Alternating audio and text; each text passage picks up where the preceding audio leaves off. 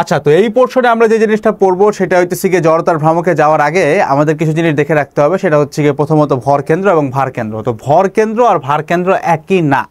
এই জিনিসটা আমরা ছোটবেলায় যেমন সায়েন্স অফ স্টুপিড দেখতে যাই, শিখছি বা দেখছি হালকা পাতলা, বাট অতটা মনোযোগ দিয়ে নেই। বাট এখনও একটু হইলেও আমাদের জানতে হবে, অ্যান্ড মাঝে মাঝে এই জিনিসটা অনুধাবনমূলক প্রশ্নেও আসে, সো একটু জেনে রাখাটা ভালো, ঠিক আছে? তো ভর কেন্দ্র আর ভার কেন্দ্র, যদি আমরা একটু ইংলিশে আসি, ভর কেন্দ্র আর ভার কেন্দ্রের মধ্যে যে নামকরণ দেখলে আমরা মোটামুটি বুঝে যাব। ভর কেন্দ্র হইতেছে গিয়ে সেন্টার অফ ম্যাস, বা এটাকে সিওএম বলা হয়, ঠিক আছে, সেন্টার অফ ম্যাস। আর ভার কেন্দ্র হচ্ছে সেন্টার অফ গ্র্যাভিটি, ঠিক আছে, সিওজি। তো গ্র্যাভিটির সাথেই কিন্তু ওজন চলে আসে, ঠিক আছে। ভার কেন্দ্র, ভার গ্র্যাভিটি, ভর হচ্ছে ম্যাস, ঠিক আছে। তো এখন আমরা যদি একটু সিওজি বা সেন্টার অফ গ্র্যাভিটি বা ভার কেন্দ্র বোঝার চেষ্টা করি, পুরো একটা বস্তুর ওজন, টোটাল ওজনটা যেই বিন্দুতে কাজ করে সেটাই ওই বস্তুটার ভার কেন্দ্র। তার মানে তুমি এই পেনটাকে যদি ছাইড়ে দিয়ে ব্যালেন্স করতে যাও, যেই পয়েন্টে এটা ব্যালেন্স হবে ওই পয়েন্টে হচ্ছে সেটা এই পেনটার ভার কেন্দ্র, ঠিক আছে। কারণ এখানে ওর সমান পরিমাণ ওজনটা কাজ করে, এক্স্যাক্টলি করতে পারতেছে না, বাট যেটা হইলো আর কি, যে ভার কেন্দ্র হচ্ছে এমন একটা পয়েন্ট যেই পয়েন্টটাতে ওই বস্তুটার টোটাল ওজন কেন্দ্রীভূত থাকে, যার কারণে ওই পয়েন্টের এগেন্স্টে তুমি যখন এই যে হাত দিয়ে ফোর্সটা উপরের দিকে দিচ্ছ, আমরা কিন্তু দেখে আসছি যে এরকম ধরে রাখতে গেলে উপরে ফোর্স দেওয়া লাগে। তুমি যখন উপরে ফোর্স দিচ্ছ তখন ওজনটা নিউট্রাল হয়ে জিনিসটা ভারসাম্যে থাকে। সো যেই পয়েন্টে সমস্ত বস্তুর ওজন ক্রিয়াশীল থাকে তাকে বলা হয় সেন্টার অফ গ্র্যাভিটি বা সেন্টার অফ গ্র্যাভিটি বা ভার কেন্দ্র। এখন ভর কেন্দ্র তাহলে কি? ভর কেন্দ্র হচ্ছে যেখানে সমস্ত ভর কেন্দ্রীভূত থাকে। সো ওজন আর ভর তো অবশ্যই এক জিনিস না। তো আমরা যেমন সেন্টার অফ গ্র্যাভিটি বাইর করতে পারি যে ওজন যেখানে ক্রিয়াশীল, মানে যেই পয়েন্টে বস্তুটা যার সাপেক্ষে বস্তু ভারসাম্য লাভ করে সেই পয়েন্টেই সেন্টার অফ গ্র্যাভিটি। ঠিক একইভাবে সেন্টার অফ ম্যাস আমরা বের করতে পারি, কিন্তু এটা যেমন খুব ইজিলি বের করা যায়, সেন্টার অফ ম্যাস আমাদেরকে ক্যালকুলেশন করে বের করা লাগে। সেন্টার অফ ম্যাস বের করার সিস্টেমটা হচ্ছে যেই বিন্দুর সাপেক্ষে বস্তুটার পুরো ভর ভ্রামকটা জিরো হয়। তো ভর ভ্রামক জিনিসটা কি? ভর ভ্রামক হচ্ছে বেসিক্যালি ডেল এম এক্স। এখন এম কি এক্স কি, ঠিক আছে। তুমি যদি এখানে একটা চিন্তা করো যে আমরা এখানে একটা সুষম একটা আয়তাকার কিছু একটা নিছি, ঠিক আছে, এবং প্রত্যেকটা পয়েন্ট আছে এখানে, এটার ভিতরে ক্ষুদ্র ক্ষুদ্র ভরে আমরা ভাগ করছি, মনে করো 4টা পয়েন্ট নিছে, ঠিক আছে। এটাতে তো পেঁচানোর কিছু নাই, জাস্ট একটু বুঝা রাখো। 4টা point M1 M2 M3 M4। তো ধরো এই কেন্দ্র থেকে এই বস্তুটার যে কেন্দ্র, এই বস্তুটার কেন্দ্র থেকে M1 এর দূরত্ব হচ্ছে x1, M2 এর দূরত্ব হচ্ছে x2, M3 এর দূরত্ব হচ্ছে x3, M4 এর দূরত্ব হচ্ছে x4। তো আমাদের কথা হচ্ছে ডেল এম এক্স হবে হলো 0, তার মানে টোটাল ভর ভ্রামকটা হবে 0। কিরকম করে? মানে তুমি যদি এই সেন্টার বরাবর একটা অক্ষ টানো, তাহলে তুমি যদি এই পাশকে পজিটিভ ধরো, এই পাশকে ধরতে হবে মাইনাস, বা এইটাকে মাইনাস ধরো, এই পাশকে ধরবা প্লাস, আমরা যে কোনো একটা ধরে করতে পারি, ঠিক আছে। তাহলে কিরকম পাইতেছি তুমি দেখো যে এম এক্স মানে কি, যেমন এইটা M3 ইন্টু x3, ঠিক আছে, প্লাস M4 ইন্টু x4, এটা হচ্ছে আমরা এই পাশেরটা নিলাম, ঠিক আছে। এটা যদি প্লাস হয় তাহলে এইগুলো সব মাইনাস হবে, তাহলে এই পাশে কি আছে? Minus M1 x1 minus M2 x2, এইটা ইকুয়ালস টু 0, ঠিক আছে। এইটাই হইতেছে কথা, যে summation of mx equals to 0। এখন এইটা যেই বিন্দুর সাপেক্ষে তুমি নির্ণয় করতে পারলে এবং নির্ণয় করে দেখলে যে 0 আসছে, ওই বিন্দুটাই হইতেছে আমাদের ভর কেন্দ্র বা সেন্টার অফ ম্যাস। যেহেতু আমরা এই বিন্দুটার সাপেক্ষে বের করছি, এটা সেন্টার ধরা, এই বিন্দুটাকে আমরা বলবো হইতেছে সেন্টার অফ ম্যাস বা ভর কেন্দ্র। তো এই হইতেছে বেসিক ভর কেন্দ্র ভার কেন্দ্রের মধ্যে পার্থক্য। তোমার কখনোই এই জিনিসটা বাইর করতে তোমার পরীক্ষায় দিবে না, না তোমার একাডেমিকে দিবে, না তোমার অ্যাডমিশনে দিবে। জাস্ট যদি কখনো আসে অনুধাবনমূলক প্রশ্নে, তুমি যতটা ডিটেল দিতে পারো তত ভালো নাম্বার পাবা, দ্যাটস ওয়াই জানা, ঠিক আছে, আর কিচ্ছু না। বাট এগুলো দিয়ে কোনো প্রকারের ম্যাথ বা ক্যালকুলেশন এগুলো আসবে না। যদি আসতো আমি তোমার দেখাই দিতাম, ঠিক আছে। যেগুলো আসবে এগুলো তুমি দেখবা। এবার আসলে আমরা জড়তার ভ্রামক জিনিসটা একটু বোঝার চেষ্টা করি। জড়তার ভ্রামক জিনিসটা বোঝার থেকে বেশি আমরা এখান থেকে আসলে ফর্মুলা ডেরিভেশন, মানে ফর্মুলাটা অ্যাকচুয়ালি বেশি কাজে আসে, ঠিক আছে। তারপরে তুমি যদি এই জিনিসটা একটু রিয়েলাইজ করতে পারো, অনেকগুলো ফর্মুলা যখন তোমার এই জিনিসটাকে অ্যাপ্লাই করতে বলে অনেক সময় একটু পেঁচায় দেয়, যেমন একটা হাত পাখার হাতলের সাপেক্ষে জড়তার ভ্রামক বলতে পারে। সো এই ক্ষেত্রে এই জিনিসগুলো তোমার কাজে আসে, ঠিক আছে। জাস্ট মনে করো এই যে পুরা বস্তুটা ছিল, ঠিক আছে, এটা একটা পুরা বস্তু বা একটা চাকতি আমরা চিন্তা করলাম, যে চাকতিটা এই যে আমাদের লাল কালের যে অক্ষটা আছে এটার সাপেক্ষে ওমেগা কৌণিক বেগে ঘুরতেছে, ঠিক আছে। এবং আমরা ধরে নিচ্ছি চাকতিটার জড়তার ভ্রামক হবে I। তো মধ্যে কথা যেটা দাঁড়াবে, তোমরা হয়তো এখন এই জিনিসটা পড়ো নাই, বাট আমরা এটা একটু পরে গেলেই দেখবো যে রৈখিক সব কিছুকে কৌণিক দিয়েও মানে মোটামুটি ওই অনুরূপ করে লেখা যায়। কিরকম? তুমি যেমন রৈখিক গতিশক্তি মানে হাফ ইন্টু mv স্কোয়ার লেখো, ঠিক একইভাবে কৌণিক গতিশক্তি কি হবে? হাফ ইন্টু এম এর মানে হচ্ছে তোমার জড়তার ভ্রামক, যেটাকে আমরা I দ্বারা বলি। এই I হইতেছে গিয়ে রৈখিক গতির ক্ষেত্রে ভর বা ভরের সমতুল্য, ঠিক আছে, মানে এম এর সমতুল্য। হ্যাঁ, তো এম এর জায়গায় তুমি এখানে I বসাইতে পারো, আর ভি এর সমতুল্য রাশি হচ্ছে কৌণিক বেগ, তাই না? হাফ I ওমেগা স্কোয়ার, এটাকে বলা হয় কৌণিক গতিশক্তি। এগুলো আমরা আরো ডিটেইলে দেখবো। সেটা হচ্ছে কৌণিক গতিশক্তি। ওকে, তো এই যে কৌণিক গতিশক্তিটা তুমি পুরো জিনিসটার কৌণিক গতিশক্তি মনে করো পাচ্ছ half into I omega square. কিন্তু এখানে বুঝতে হবে এখানে যে প্রত্যেকটা পয়েন্টে তুমি ভরটাকে ভাগ করে দিছো, লাইক তুমি এখানে M1 নিছো, তুমি M2 নিছো, M3 নিছো, এই যে প্রত্যেকটা পয়েন্টে তুমি ভরটাকে ভাগ করে দিছো, এই প্রত্যেকটা পয়েন্টে এই ভরগুলার রৈখিক বেগ কিন্তু ডিফারেন্ট হবে, রৈখিক গতিশক্তিও কিন্তু ডিফারেন্ট হবে। পুরা বস্তুটা বা পুরা চাকতিটা একই কৌণিক গতিশক্তিতে ঘুরবে, কারণ পুরাটার কৌণিক বেগ হচ্ছে তোমার ওমেগা। কিন্তু এর ভিতরে যে ছোট ছোট পয়েন্টগুলো আছে প্রত্যেকটা পয়েন্টের এই কেন্দ্র থেকে বা সেন্টার অফ মাস থেকে দূরত্বটা হচ্ছে ভিন্ন ভিন্ন, যেমন এটা R1, এটা R2, এটা R3। দ্যাটস ওয়াই এই প্রত্যেকটা পয়েন্টের রৈখিক গতিশক্তি কিন্তু ডিফারেন্ট হবে, ঠিক আছে। আচ্ছা, এই কেন্দ্র থেকে মনে আসলো তোমরা অনেকে বলবো যে ভাই এই কেন্দ্রটা কি সেন্টার অফ মাস নাকি সেন্টার অফ গ্র্যাভিটি? সেটা হচ্ছে এর আগের স্লাইডে একটা জিনিস আমি লিখে রাখছিলাম যে কোনো ইউনিফর্ম গ্র্যাভিটেশনাল ফিল্ডে, ইউনিফর্ম মানে হচ্ছে সুষম, যে কোনো সুষম অভিকর্ষীয় বা মহাকর্ষীয় ক্ষেত্রের ভিতরে আমরা সেন্টার অফ মাস আর সেন্টার অফ গ্র্যাভিটি এক্স্যাক্টলি একই পয়েন্টে পাই। তার মানে যে কোনো সুষম অভিকর্ষীয় ক্ষেত্র মানে পৃথিবীর ভিতরে জেনারেলি একটা বস্তুর যেখানে সেন্টার অফ মাস হয় ওইখানে সেন্টার অফ গ্র্যাভিটি হয়, যদি ওই তোমার অভিকর্ষীয় ক্ষেত্রটা বা মহাকর্ষীয় ক্ষেত্রটা সুষম হয়, ঠিক আছে। এই হচ্ছে কথা। সো বেসিক্যালি আমরা এটা একই পয়েন্ট পাই, বাট একটু অসম কোনো জায়গায় গেলে, অসম কোনো ক্ষেত্রের মধ্যে গেলে তখন এগুলো ডিফারেন্ট হয়ে যায়, ঠিক আছে। এগুলো নিয়ে অনেক এক্সপেরিমেন্ট আছে, হাতে টাইম থাকলে একটু দেখতে পারো ইউটিউবে।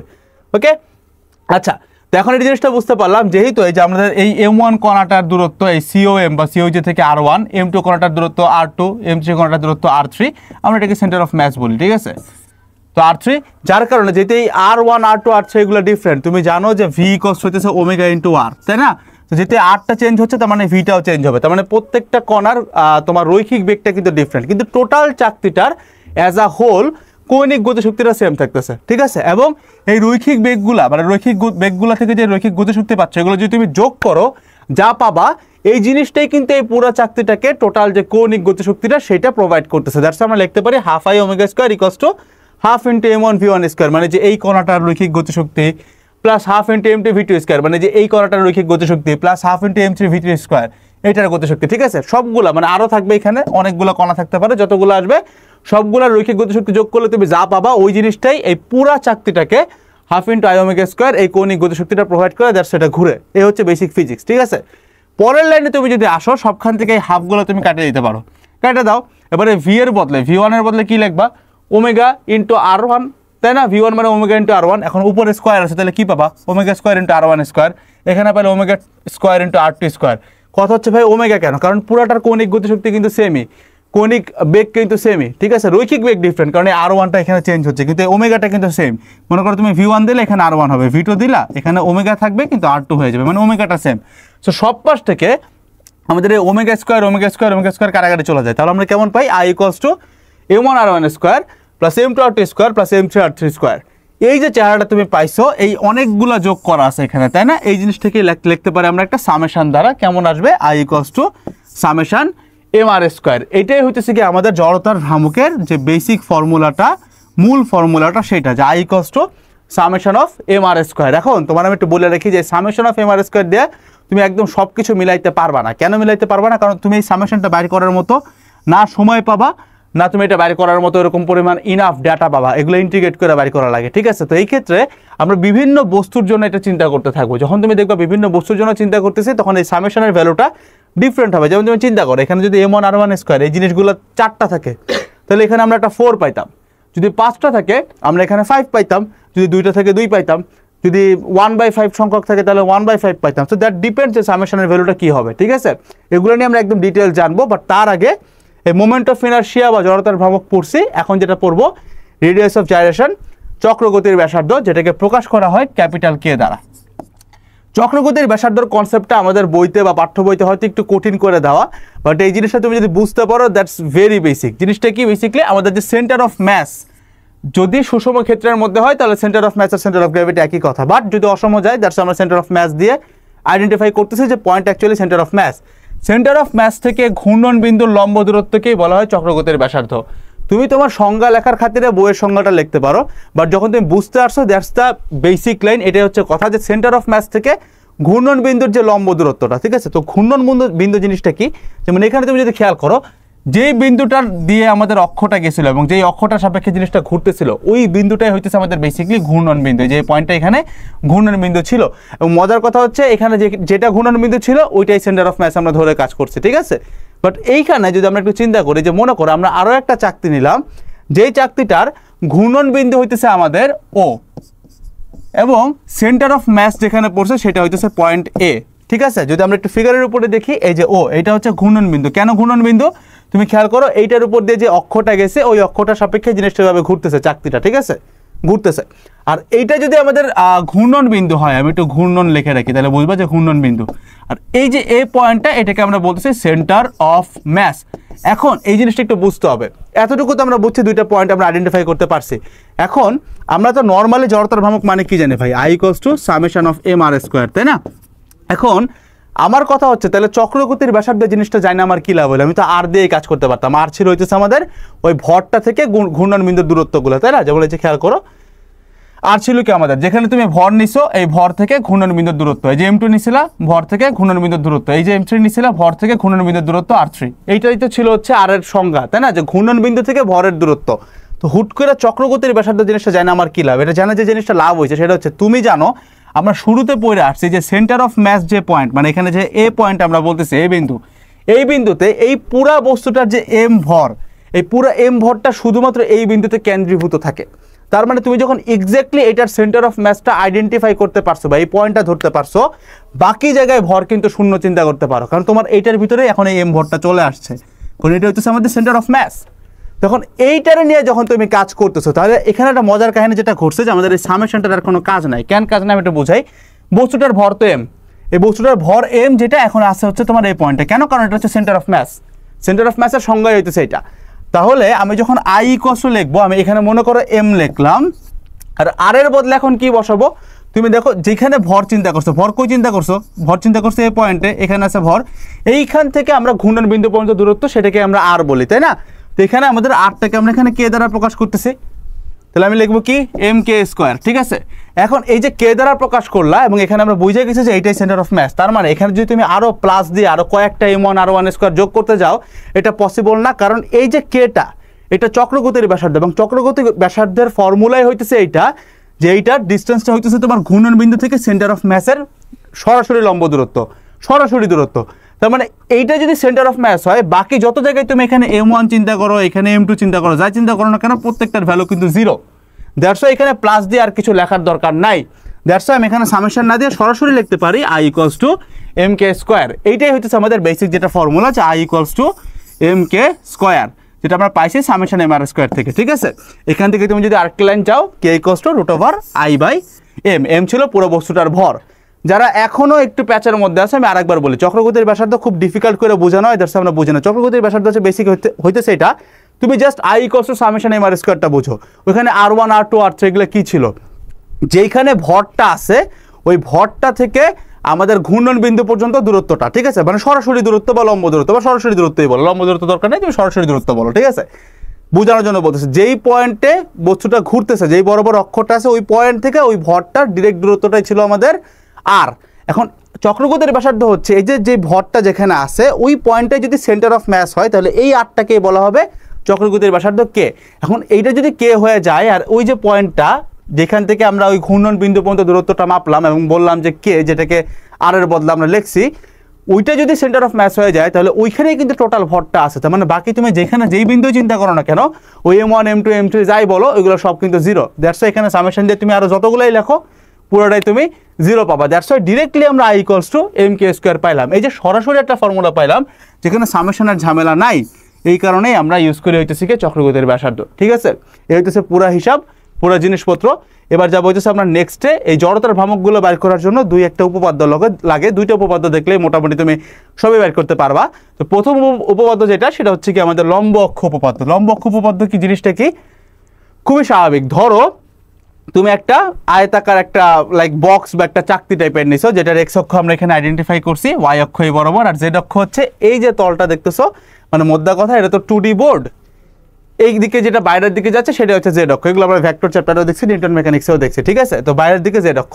তো তুমি ধরো এই যে আয়তাকার ক্ষেত্রটা, এই আয়তাকার ক্ষেত্রটা যদি এই এক্স অক্ষ বরাবর ঘুরতো, যদি এটা এক্স অক্ষ বরাবর ঘুরতো তাহলে তুমি মনে করো এটা জড়তার ভ্রামক পাইতা আই এক্স, ঠিক আছে। যদি এইভাবে ঘুরতো তাহলে আই এক্স পাইতা, ঠিক আছে। মানে মনে করো এই যে তুই ধরো এটা তো বক্সের মতো, এই মোবাইলটা তো বক্সের মতো, যদি জিনিসটা এরকম থাকে এটা এক্স অক্ষ না, যদি জিনিসটা এইভাবে ঘুরতো তাহলে তুমি জড়তার ভ্রামক পাইতে হইতেছে আই এক্স, ঠিক আছে। এখন ধরো যদি ওয়াই অক্ষ বরাবর ঘুরতো, যদি এইভাবে ঘুরতো তাহলে কি হইতো, মানে এই যে মোবাইলটা এরকম ছিল, ওয়াই অক্ষ বরাবর ঘোরা মানে যে এমনে ঘোরা, এমনে ঘুরলে কি পাইতা, এমনি করলে যে জড়তার ভ্রামকটা পাইতা সেটা হইতেছে গিয়ে তোমার আই ওয়াই। এখন আমার কথা হচ্ছে এই যে এক্স আর ওয়াই পাইলা, তাই না, এই যে এক্স পাইলা ওয়াই পাইলা, আমি যদি তোমাকে বলি এই বরাবর একটা অক্ষ গেছে এবং এই অক্ষটার এগেনস্টে জিনিসটা ঘুরবে, ঠিক আছে, তাহলে তুমি কীভাবে বের করতা, তাহলে তুমি যেভাবে বের করবা সেটার জন্য যে ফর্মুলাটা ইউজ করা হয় সেটা হচ্ছে লম্ব অক্ষ উপপাদ্য, যেটাকে আমরা বলি I Z equals to I X plus I Y. তার মানে যেহেতু এই তিনটা অক্ষ পরস্পরের সাথে লম্ব আকারে আছে, তার মানে যদি আমরা এক্স অক্ষের জড়তার ভ্রামক আর ওয়াই অক্ষের জড়তার ভ্রামকটাকে যোগ করে দিই তাহলে এক্স্যাক্টলি এই প্ল্যানারটার উপরে, মানে যে এক্স ওয়াই প্ল্যানার যেটা, এই প্ল্যানারটার উপরে লম্ব দিকে যেই অক্ষই আছে ওই অক্ষ বরাবর জড়তার ভ্রামকটা পাওয়া যায়। তার মানে জেড অক্ষ বরাবর যদি ঘুরতো জিনিসটা, যেটা পাইতাম সেটা হবে হইতেছে আই এক্স আর আই ওয়াই এর যোগফল। তুমি যদি বক্সটা কীভাবে চিন্তা করো, এক্স অক্ষ বরাবর ঘোরা মানে এইভাবে ঘোরা, ওয়াই অক্ষ বরাবর ঘোরা মানে এইভাবে ঘোরা, আর জেড অক্ষ বরাবর ঘোরা মানে হইতেছে এক্স্যাক্টলি তোমার এটা বাইরের দিকে একটা অক্ষ যাবে এইভাবে ঘোরা, ঠিক আছে। এই হইতেছে হিসাব। তো এই জিনিসটা আমরা ডিরেক্টলি দুইটা অক্ষ পরস্পরের সাথে যেটা লম্ব আছে, জেড অক্ষ তাদের উপরে প্ল্যানেটের উপরে লম্ব, তো এটা যোগ করে দিলে আই এক্স আর আই ওয়াইটা যোগ করে দিলে আমরা আই জেড পাওয়া যায়। এটা আমরা আরও সুন্দর ডেরিভেশন দেখবো একটু সামনে গেলেই, ঠিক আছে। এখন আসো আমরা দেখবো হইতেছে গিয়ে আরও একটা উপপাদ্য যেটার নাম হচ্ছে গিয়ে সমান্তরাল অক্ষ উপপাদ্য, ঠিক আছে। সমান্তরাল অক্ষ উপপাদ্য জিনিসটা কি, তুমি এখানে একটা চাকতি টাইপের নিছো, ঠিক আছে। চাকতিটার ধরো এইটা হইতেছে একটা পয়েন্ট, যে পয়েন্টটার নাম আমরা দিচ্ছি ক্যাপিটাল জি, হ্যাঁ। এখন এই জি এর সাপেক্ষে যদি এই চাকতিটা ঘুরতো, এই সাপেক্ষে যদি চাকতিটা ঘুরতো তাহলে তুমি জড়তার ভ্রামক পাইতা আই জি। এখন কোনো একটা কারণে তোমার এই আই জি এর ভ্যালুটা জানা, ঠিক আছে, কিন্তু এখন তোমার প্রশ্ন করতে তোমার কাছে চাইছে যে ভাই আমি আই জি এর জড়তার ভ্রামক চাই না, আমি চাই হইতেছে এই বরাবর আমি আরও একটা অক্ষ চিন্তা করতেছি যেটা হচ্ছে এবি অক্ষ, এবং এই এবি অক্ষটা আইজি থেকে এক্স্যাক্টলি এইচ পরিমাণ লম্ব দূরত্বে অবস্থান করে, মানে এই দুইটা অক্ষ সমান্তরাল, এই জন্য এটাকে সমান্তরাল অক্ষ বলে। ওইখানে লম্ব ছিল সবগুলো, তাই লম্ব। তো এই যে আই এবি যেটা এবি অক্ষটা, এই যে আরেকটা অক্ষ ছিল জি বরাবর, এই অক্ষটার সাথে সমান্তরালে এক্সিস্ট করে এবং তাদের মধ্যবর্তী সরাসরি দূরত্ব লম্ব দূরত্ব হচ্ছে এইচ, ঠিক আছে। এখন আমাদেরকে বলছে ভাই তুমি আইজি জানো, তোমাকে মনে করো আইজির ভ্যালু দেওয়া আছে 10 বা কিছু একটা দেওয়া আছে এবং এই এইচ এর ভ্যালু দেওয়া আছে, তোমাকে বলছে এই এবির সাপেক্ষে যদি বস্তুটা ঘুরতো, মানে এরকম দিয়ে যদি পুরো জিনিসটা এভাবে ঘুরতো, এতক্ষণ মিডলে ঘুরছে মনে করো বা যেখানে ঘুরুক, মিডল টিডল আমাদের যায় আসে না, যদি এই জিনিসটা এখানেও জানতা সমস্যা নেই, ডিরেক্টলি দূরত্ব তুমি যদি জানো এইচ বাই করতে পারবা, একই কনসেপ্ট। এখন তুমি মনে করো আইজিটা জানতা, এখন তোমার কাজ হচ্ছে ওই জিনিসটা বাইর করা। তো এখন বাইর করবা কেমনে, ডিরেক্ট আমরা একটা ফর্মুলা জানি, ফর্মুলাটা হইতেছে I A B equals to IG plus M H square, মানে আইজির ভ্যালুটা তুমি জানতা, সাথে জাস্ট ওই বস্তুটা টোটাল চাকতিটা টোটাল বস্তুটার ভর যদি এম হইতো, ওই এম এর সাথে এই যে দূরত্বটা দুইটা অক্ষের মধ্যবর্তী দূরত্ব, ওই দূরত্বটার স্কোয়ার করে যোগ করে দিলেই আমরা পেয়ে যেতাম এবির সাপেক্ষে জড়তার ভ্রামক। এখন এই জিনিসগুলো থিওরিতে প্রতিপাদন করার থেকে তোমাকে এক্স্যাক্টলি কয়েকটা উদাহরণে নিয়ে বোঝানোটা অনেক ইজিয়ার, ঠিক আছে। তো চলো কয়েকটা উদাহরণ দেখি আমরা, এবং এখন যে কয়টা দেখবো এগুলো থেকেই তোমার আসবে, এর বাইরে এক কিছু আসবে না, I can personally guarantee you that, ঠিক আছে। অবশেষে জড়তার ভ্রামকের সেই উদাহরণগুলো, ঠিক আছে। তো এখন যে উদাহরণগুলো দেখবো আমি তোমার গ্যারান্টি দিয়ে বলতে পারছি সেই কয়টা উদাহরণ, যে কয়টা মানে টাইপ তোমার দেখাবো, এগুলো যদি তুমি একদম মুখস্থ ঠোটস্থ করে ফেলতে পারো, এর বাইরে কিছু আসবে না, তোমার অ্যাডমিশন হোক একাডেমিক হোক সব কিছু এখানে কভার হবে, ঠিক আছে।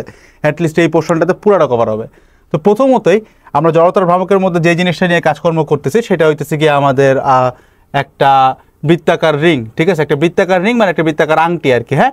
তো আংটি দিয়ে করলে কেমন হবে সেই জিনিসটা দেখবো। তো আমাদের কাছে এখন এই মুহূর্তে আংটি নাই, বাট আমার কাছে একটা কয়েন আছে 2 টাকার, ঠিক আছে।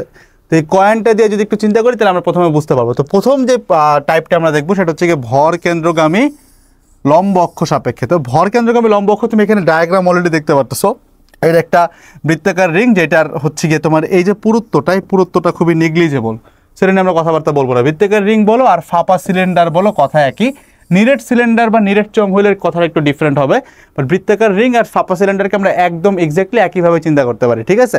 তো বৃত্তাকার রিং তুমি একটা কয়েন দেখতেছো এখানে একটা, এই কয়েনটাকে জাস্ট আমরা রিং হিসেবে চিন্তা করবো, মানে মাঝখানটা ফাঁকা, ঠিক আছে, এই আর কিছু না। তো যখন এটা ভর কেন্দ্রগামী লম্ব অক্ষ সাপেক্ষে ঘুরে, মানে জিনিসটা যখন এই যে এইভাবে ঘুরে, খেয়াল করে আমি বিশ্বাস করি দেখা যাচ্ছে, এটা যদি খেয়াল করতে পারো এই জিনিসটা দেখো এইভাবে যখন ঘুরে এক্স্যাক্টলি এরকম, ঠিক আছে, এভাবে যখন ঘুরে এটাকে বলি আমরা ভর কেন্দ্রগামী লম্ব অক্ষ সাপেক্ষে ঘোরা, ঠিক আছে, এভাবে যখন ঘুরতেছে দেখা যাচ্ছে। তো এই ক্ষেত্রে জড়তার ভ্রামক হচ্ছে I = mr²।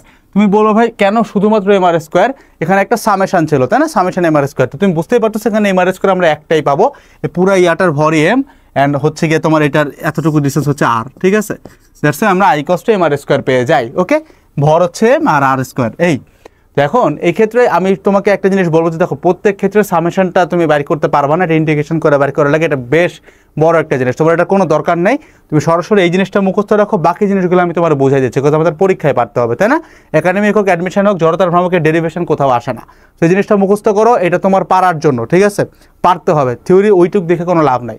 যখন বৃত্তাকার রিংটা এভাবে ঘুরে তখন আমরা I = কত ধরছি, mr²।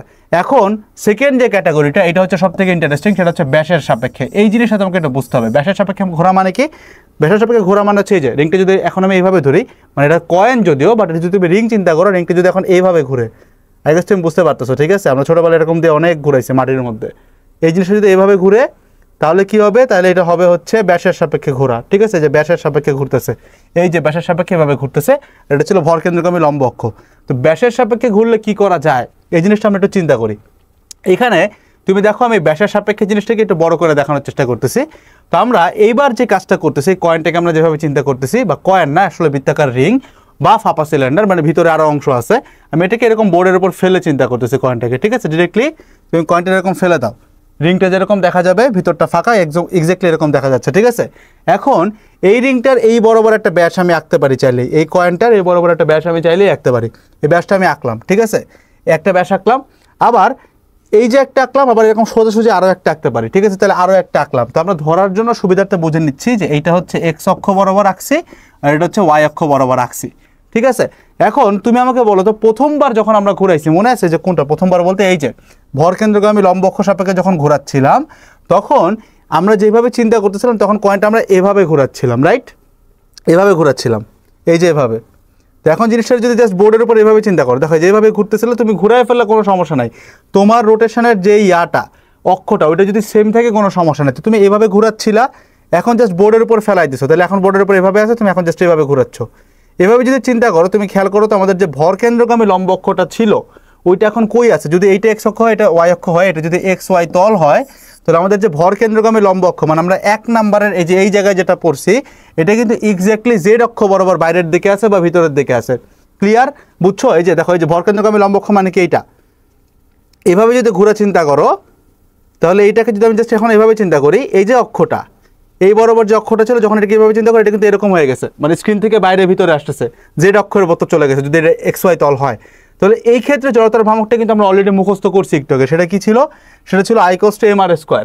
তাহলে এইটার জড়তার ভ্রামক মানে এটাকে যদি আমি আই বলি, আমি এখানে জাস্ট দেখানোর জন্য তোমাকে বোঝায় রাখছি যে এই জিনিসটাকে আমি হচ্ছে কোথায় গেল, এই যে এই জিনিসটাকে আমি যে একটা ডট দিয়ে বুঝাচ্ছি যে আমরা অক্ষটা বাইরের দিকে চিন্তা করতেছি, তুমি ভিতরের দিকে চিন্তা করতে পারো, সমস্যা নাই। এই অক্ষটার যে জড়তার ভ্রামক আই এটা কিন্তু আমরা অলরেডি জানি, সেই আয়ের ভ্যালু কত, সেই আয়ের ভ্যালু হচ্ছে mr², একটু আগে যে দেখলাম I = mr², ভর কেন্দ্রগামী লম্ব অক্ষ, এইটা আমরা জানি। এখন এখানে একটা মজার জিনিস খেয়াল করো, জেড অক্ষটা বাইরের দিকে আছে, এখন এক্স অক্ষ বরাবর যে জিনিসটা যাচ্ছে আর ওয়াই অক্ষ বরাবর যে জিনিসটা যাচ্ছে এটাই কিন্তু ব্যাস, এবং এই ব্যাসের সাপেক্ষে ঘুরলে কেমন হবে জিনিসটা, যে এরকম হবে, কয়েনটা এই বোর্ডের উপর পড়া আছে এরকম ঘুরবে, ঠিক আছে, এই যে এরকম ঘুরবে, একটু খেয়াল করো তাহলে বুঝবে, এরকম করে ঘুরবে। তো এইটা হচ্ছে এক্স অক্ষ সাপেক্ষে যেটা, এটাকে আমি যদি I1 বলি, আবার এই ব্যাসটাকে যদি এক্স্যাক্টলি এই ব্যাসের সাথে যে আরও একটা আঁকছে এটা যেহেতু ওয়াই অক্ষ বরাবর আরও একটা ব্যাস আঁকছে, প্রথমটা এক্স অক্ষ বরাবর হলে তাহলে এই অ্যাঙ্গেলটা কিন্তু 90 ডিগ্রি, তাই না। তাহলে এই যে এটা ছিল এক্স অক্ষ বরাবর ঘুরতেছিল ব্যাসের সাপেক্ষে, এবার ওয়াই অক্ষ বরাবর ব্যাসটাকে যা চিন্তা করে যে এরকম হয়ে গেল, এটা হচ্ছে ওয়াই অক্ষ বরাবর ঘুরতেছে, ঠিক আছে, বুঝো এই জায়গাটাই বোঝার জায়গা, ওয়াই অক্ষ বরাবর এভাবে ঘুরতেছে, ঠিক আছে। তাহলে ওয়াই অক্ষ বরাবর আরও একটা পাইলাম, তো তুমি দেখো ব্যাস দুটো কিন্তু হুবহু একই, তাহলে এই সাপেক্ষে তুমি যদি I1 পাও জড়তার ভ্রামক মানে এই যে এইভাবে যখন ঘুরতেছে এক্স অক্ষ বরাবর, তুমি যদি I1 পাও যখন ওয়াই অক্ষ বরাবর জিনিসটা ঘুরতেছে তুমি কিন্তু এখানে ওই I1ই পাবা, কারণ জড়তার ভ্রামকটা কিন্তু একই, কারণ আমি তোমাকে বলছি অক্ষ ঠিক রেখে তুমি জিনিসটা এমনি ঘুরো যেমনি চিন্তা করো কথা একই। তো জাস্ট এইভাবে ছিল, আমি জাস্ট 90 ডিগ্রি ঘুরে কয়েনটা চিন্তা করতেছি, তাহলে এটা I1 হলে এটা I1। এখন এখানে একটা মজার জিনিস ঘটে গেছে কি, এটা এক্স অক্ষ ছিল এটা ওয়াই অক্ষ ছিল, তাহলে দেখো এই দুটারে তুমি যদি যোগ করো, এই I1 আর এই I1 যদি তুমি যোগ করো, এই দুটাকে যদি তুমি যোগ করো তুমি যেটা পাবা সেটাই কিন্তু লম্ব অক্ষ উপপাদ্য অনুযায়ী জেড অক্ষ মানে বাইরের দিকে যেটা পাইছিলাম এই যেভাবে ঘুরলে কিন্তু ঘুরাই দেওয়া যেভাবে যেটা পাবা সেটার জড়তার ভ্রামকের সমান হবে। তার মানে আমরা যে I equals two MR square লিখলাম এটি ইকুয়ালস টু কিন্তু আমরা চাইলে I1 প্লাস I1 লিখতে পারি। I1 কোনটা? একটা হচ্ছে I1 এরকম, একটা হচ্ছে I1 এরকম, দুইটাই ব্যাস, দুইটাই কিন্তু ব্যাস ভাই, দুইটাই ব্যাসের সাপেক্ষে। আর একটা ছিল ভরকেন্দ্রগামী লম্ব অক্ষ সাপেক্ষে যেটা বাইরের দিকে আছে যেটা আই। ওকে, এবার এই যে I1 plus I1 equals to I পাইলাম যেটা মানে হচ্ছে এমআর স্কয়ার। তাহলে I1 ইকুয়ালস টু কি পাইলাম? I1 ইকুয়ালস টু পাইলাম কি? দেখো I ইকুয়ালস টু কি পাইলাম? 2 ইনটু I1 পাইলাম, তাহলে I1 ইকুয়ালস টু কি পাইলাম? হাফ ইনটু I পাইলাম, তাই না? তাহলে I ইকুয়ালস টু পাইলাম, I1 ইকুয়ালস টু পাইলাম হাফ ইনটু I। এই I এর ভ্যালু তুমি জানো, এর আগে বের করছে ভরকেন্দ্রগামী, সেটা কি এমআর স্কয়ার। জাস্ট এই I এর ভ্যালুটা বসাই দাও এমআর স্কয়ার, তাহলে আমরা যেটা পাইলাম I1। এই I1টাই কিন্তু আমাদের ভাই ব্যাসের সাপেক্ষে এই রিংটার জড়তার ভ্রামক। এই ব্যাস চিন্তা করো, এই ব্যাস চিন্তা করো, কথা একই, তুমি অক্ষ ঠিক রেখে যেমনি ঘুরে চিন্তা করো জড়তার ভ্রামক একই থাকে। তো তাহলে I1 ইকুয়ালস টু কি পাইলাম? Half MR square. এখন এখানে তোমার আমি একটা ট্রিক বলে দিই, পরীক্ষার হলে তুমি প্রতিবারে জিনিসটা বাড়ি করে করতে পারবা না, তাই না? আমি তো বলতেছি সংক্ষেপে সবকিছু একখানে। সো আমার টার্গেট হচ্ছে তোমাকে পরীক্ষার হলে একাডেমিক হোক, বুয়েট হোক, ভার্সিটি হোক, ঢাবি যাবে, রাবি, কৃষি, গুচ্ছ, মেডিকেল, যাই হোক সব যেন তুমি পারো। সো দ্যাটস এখানে বুঝে রাখো ব্যাস আসলে কি পাই আমরা? একটা হাফ দ্বারা খালি গুণ করি। তাহলে এই জিনিসটা এখানে একটু মাথায় রাখবে, পরের বার থেকে আমরা এই ডেরিভেশনটা আর একবারও দেখবো না। কি করবো তাহলে? তুমি যদি ভরকেন্দ্রগামী লম্ব অক্ষ সাপেক্ষে কোনো কিছু জড়তার ভ্রামক পেয়ে থাকো, এখনই ওই জিনিসটা যখন তুমি ব্যাসের সাপেক্ষে বের করতে যাবা কি করবা? শুধুমাত্র ওই যে ভরকেন্দ্রগামী লম্ব অক্ষ যেটা পাইছিলা এমআর স্কয়ার এর ক্ষেত্রে পাইছিলাম, ওইটারে জাস্ট হাফ দ্বারা আমরা গুণ করে দিলেই আমরা ব্যাসের সাপেক্ষে জড়তার ভ্রামক পেয়ে যাই। তাহলে এখন বলো তো ব্যাসের সাপেক্ষে জড়তার ভ্রামক কত এখানে? অবশ্যই আমাদের I ইকুয়ালস টু কি আসবে এবারে? যে ব্যাসের সাপেক্ষে যেটা এই যে এমআর স্কয়ার পাইছিলাম ওরা খালি হাফ দিয়ে গুণ দেবা, এমআর স্কয়ার ইন্টু হাফ। তাহলে বলো তো এখানে যদি এমআর স্কয়ারের জায়গায় অন্য কিছু পাইতাম তাহলে কি করতাম? ব্যাসের সাপেক্ষে বের করার সময় অবশ্যই ওইটারে হাফ দিয়ে গুণ করতাম, যা আসবে তাই। ঠিক আছে, এই জিনিসগুলো আমরা এখন একটু সামনের দিকে দেখতে থাকবো। নেক্সটে যেটা পাবো আমরা, এতক্ষণ পড়লাম বৃত্তাকার রিং অফ আপার সিলিন্ডার, কথা একদম একই। এবার যেটা দেখবো সেটা হচ্ছে একটা বৃত্তাকার নিরেট চাকতি। তো চাকতি মানে কি ভাই? যে এই জিনিসটা, এটা হচ্ছে এক্স্যাক্টলি কয়েনটা, আর কিচ্ছু না। রিং তো এখানে ফাঁকা চিন্তা করছি, বৃত্তাকার নিরেট চাকতি মানে নিরেট, ভিতরটা নিরেট, এটা এক্স্যাক্টলি কয়েনটা। তো কয়েনটা যখন এইভাবে ঘুরে, এটা আমরা মুখস্থের জন্য একটু ধরে রাখবো, এই জিনিসটা সবসময় আমরা একটু মুখস্থ করবো, সেটা হচ্ছে I equals to half MR square. ঠিক আছে, যখন ভরকেন্দ্রগামী লম্ব অক্ষের সাপেক্ষে ঘুরে। আচ্ছা, এমআর এর উদাহরণ তো তোমরা জানো, এমআর উদাহরণের মানে ব্যাখ্যা তো তুমি জানো। এম কি? এম হচ্ছে চাকতিটার ভর আর হচ্ছে চাকতিটার ব্যাসার্ধ। ঠিক আছে, এই তো ফর্মুলাটি কি ভাই? I equals to half MR square. মুখস্থ হয়ে গেছে, এটা মুখস্থ করবো। ঠিক আছে, এটা মুখস্থ করার একটা শর্টকাট আছে, আমি এটা তোমার মানে রেকর্ড লাস্টের দিকে গেলে তখন আমি বলবো। ঠিক আছে, আচ্ছা এখন এই জিনিসটাই যখন ব্যাসের সাপেক্ষে ঘুরবে তখন কি করবো? এই যে হাফ ইন্টু এমআর স্কয়ার পাইছিল ওরে কি দিয়ে গুণ দিবা? একটুকে প্রমাণ করলাম, জাস্ট হাফ দিয়ে গুণ করবা। তাহলে এই দেখো এই যে হাফ এমআর স্কয়ার রে একটা জাস্ট হাফ দিয়ে গুণ করছে যখন আমরা ব্যাসের সাপেক্ষে ঘুরাচ্ছি। ওই একই জিনিস, কয়েনটা যখন এই যে এমনে ঘুরে, আর একটা হচ্ছে কয়েনটা যখন এই যে ব্যাসের সাপেক্ষে মানে এই যে এমনে ঘুরে। ঠিক আছে, এই তো এটা জাস্ট হাফ দিয়ে গুণ করো, পাবা কি ভাই? 1/4 এমআর স্কয়ার। আমি যে কামটা করতাম, আমি মুখস্থ রাখতাম খালি এইটা, আর যখন ব্যাসের সাপেক্ষে বলতো জাস্ট হাফ দিয়ে গুণ করতাম। মুখস্থ করা কম করতেছি, তাহলে আমার ব্রেনে লোড কম হইতেছে। ঠিক আছে, ভালো পারবো বেশি। এ হচ্ছে গেল হচ্ছে তোমার বৃত্তাকার নিরেট চাকতি। ঠিক আছে, একদম এক্স্যাক্টলি কয়েনটা থাকলে কেমন হইতো। এবার আসো ভাই একটা বেলনাকার চাকতি। বেলনাকার চাকতি মানে কি? মনে করো আমরা যে রিংটা নিয়ে কাজ করছিলাম, ওই রিংটাতে বলছিলাম যে ওর যে পুরুত্বটা ছিল, খেয়াল করে এই যে প্রথমে বলছিলাম যে কয়েনটার ভিতরটা ফাঁকা, রিং যেটা রিং আংটি বাংলায়, জাস্ট ওইটা ফাঁকা ছিল, এবং এই যে ওর যে পুরুত্বটা ছিল এই পুরুত্বটা আমরা ধরছিলাম একদমই নেগলিজেবল। আকার সুবিধার্থে যদি একটু বড় করে রাখছে তাহলে বুঝবা না, বাট ওর যে পুরুত্বটা এটা আমরা একদম নেগলিজেবল ধরছিলাম। ঠিক আছে, কিন্তু এখন যেটা করতেছি যে বেলনাকার একটা চাকতি, বা এটার ইংলিশে বললে সুন্দর করে সিলিন্ড্রিক্যাল হুইল, এই জিনিসটার ক্ষেত্রে ওর যে পুরুত্বটা, এই পুরুত্বটা নেগলিজেবল না, এই পুরুত্বটার একটা সিগনিফিকেন্ট ভ্যালু আছে। ভ্যালুটা কত তুমি বুঝতে পারতেছো? যখন এই জিনিসটার একটা পুরুত্ব আছে, তার মানে এটার ভিতরে দুইটা ব্যাসার্ধ পাবো, এক হচ্ছে অন্তঃব্যাসার্ধ আর একটা হচ্ছে বহির্ব্যাসার্ধ। তার মানে কি? অন্তঃব্যাসার্ধ মানে হচ্ছে এই যে সেন্টার থেকে তুমি যদি এতটুকু চিন্তা করো, এটা হচ্ছে তোমার অন্তঃব্যাসার্ধ স্মল আর, আর বহির্ব্যাসার্ধ মানে সেন্টার থেকে এই পুরাটা সেটা কত? Capital R. ঠিক আছে, একদম সেম জিনিস তুমি যে জিনিসটা একটু আগে চাকতির ক্ষেত্রে পড়ছো, হাফ এমআর স্কয়ার, এইটাই ঘটবে। কিন্তু এখানে যেহেতু আমরা দুইটা সারফেস পাইতেছি, দ্যাটস ওয়াই দুইটা জড়তার ভ্রামক নিতে হবে। ঠিক আছে, তার মানে তুমি যখন ছোট অন্তঃব্যাসার্ধ নিয়ে চিন্তা করতেছো, বারবারই ভুলটা করি, যখন ছোট অন্তঃব্যাসার্ধ নিয়ে চিন্তা করতেছো তখন কি পাবা? Half MR square. আর যখন তুমি যে বহির্ব্যাসার্ধ নিয়ে চিন্তা করতেছো ক্যাপিটাল আর দিয়ে, তখন কি পাবা? Half M capital R square. That's it ভাই, আর কিচ্ছু না। ঠিক আছে, এই ক্যাপিটাল আরটা হচ্ছে বহির্ব্যাসার্ধ আর এটার ভর হচ্ছে M, as simple as that। আচ্ছা, এখন এটা বের করছি আমরা ভরকেন্দ্রগামী লম্ব অক্ষ সাপেক্ষে। যদি এখন তোমার বলে ব্যাসের সাপেক্ষে বের করতে কি করবা? এই পুরা জিনিসটারে হাফ দিয়ে গুণ করবা। তাহলে কি করলাম? এই যে ব্যাসের সাপেক্ষে বের করতেছি, এটারে জাস্ট তুমি হাফ দিয়ে গুণ করো, তাহলে কি পাবা? 1/4 MR square plus 1/4 m capital R square.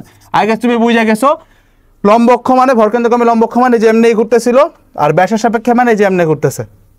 ঠিক আছে, অ্যাজ সিম্পল অ্যাজ দ্যাট ভাই, আর কিচ্ছু না।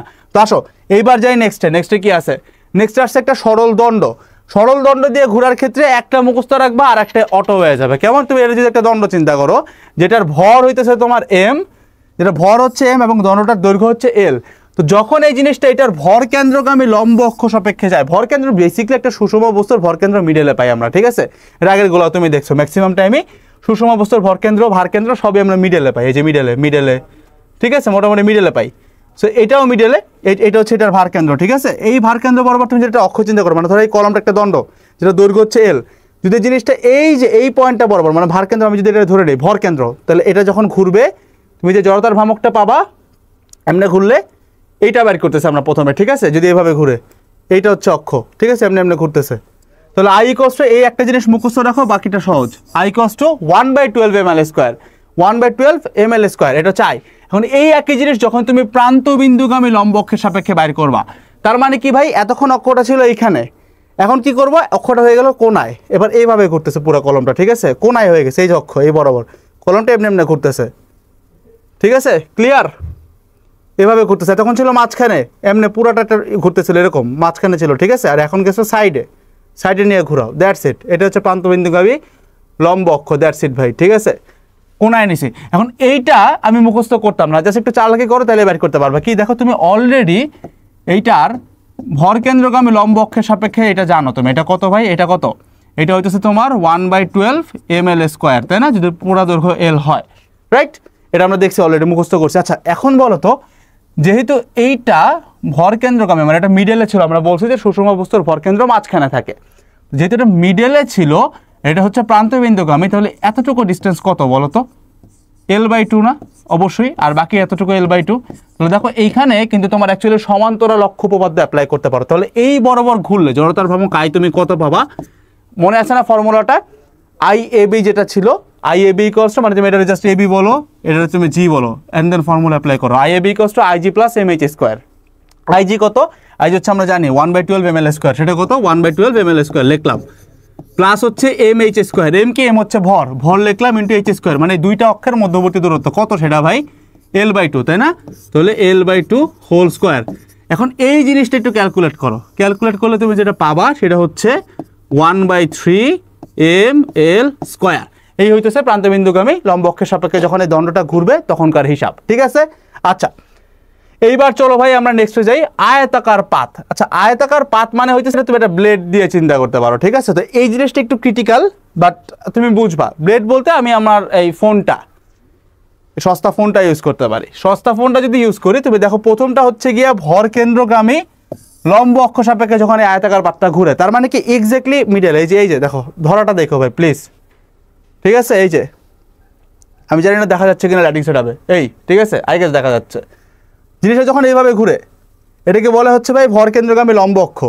তো এটার ক্ষেত্রে একটু ডেফিনেশন তোমাকে বুঝতে হবে। কি ভাই, এটার দৈর্ঘ্য হচ্ছে l, এবং এটার প্রস্থ হচ্ছে স্মল b।